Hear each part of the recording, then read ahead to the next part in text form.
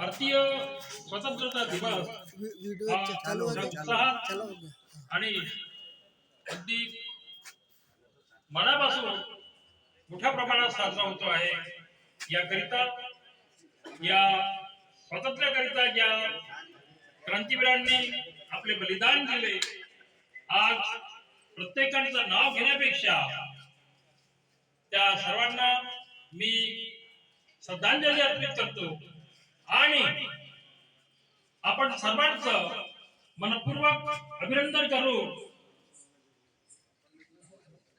आजच्या या संदेशपर भाषणामध्ये मला एवढं सांगायचं आहे की महात्मा गांधी असतील, सुभाषचंद्र बोसजी असतील, भगतसिंगजी असतील आणि सर्व क्रांतिकारी यांनी आपल्या जीवनाचं बलिदान तर दिलंच आणि हा देश आपल्या हातामध्ये दिलेला आहे। परंतु याचबरोबर या देशाला एक संविधान पण मिळालं, एक मजबूत संविधान पण मिळालं।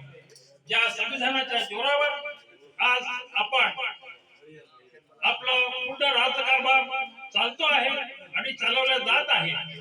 परंतु काही अज्ञात शक्ती,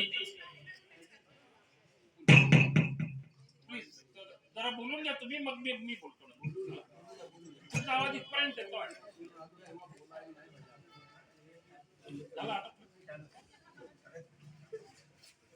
तर मी सांगत होतो की महात्मा गांधी असतील, भगतसिंगजी असतील, सुभाषचंद्र बोसजी असतील, यांना आपलं बलिदान दिलं। देश आज त्यांना आठवतो आहे, त्यांच्या कर्तृत्वाची आज स्तुती करतो आहे। परंतु याचसोबत या देशाला एक संविधानही मिळालं, या संविधानाच्या जोरावर आज पूर्ण देश चालतोय आणि कार्यप्रगती करतो आहे। प्रश्न असा आहे की याचा जो फायदा होतो आहे तो काही निवडक लोकांना होतोय असा बऱ्याच लोकांचा आरोप आहे। परंतु या देशात जर आपण पाहिली, आपण एक कुटुंबाचा जर विचार केला तर त्यात 5 किंवा 7 किंवा 10 सदस्य असतील तरी हे 10 चे 10 सदस्य कधीच समाधानी राहत नाही। कुठे ना कुठे कुणाला ना कुणाला काही ना काही थोडंफार कमजोर होते, त्यामुळे ते विद्रोह करून उठत नाही असं नाही। या देशात इतकी जनसंख्या आहे, साऱ्यांना सांभाळणं हे काही खेळ नाही आहे।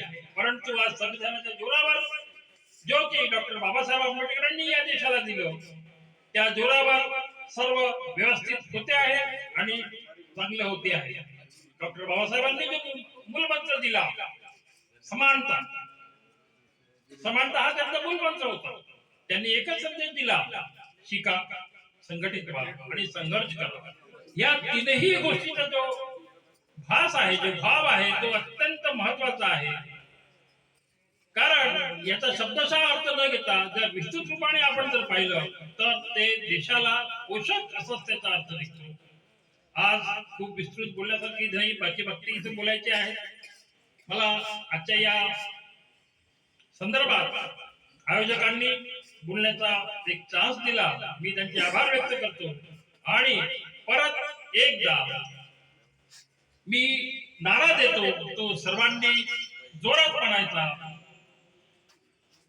भारत माता की जय, भारत माता की जय भीम, जय भीम, जय भीम, जय भीम, वंदे मातरम, वंदे मातरम। धन्यवाद।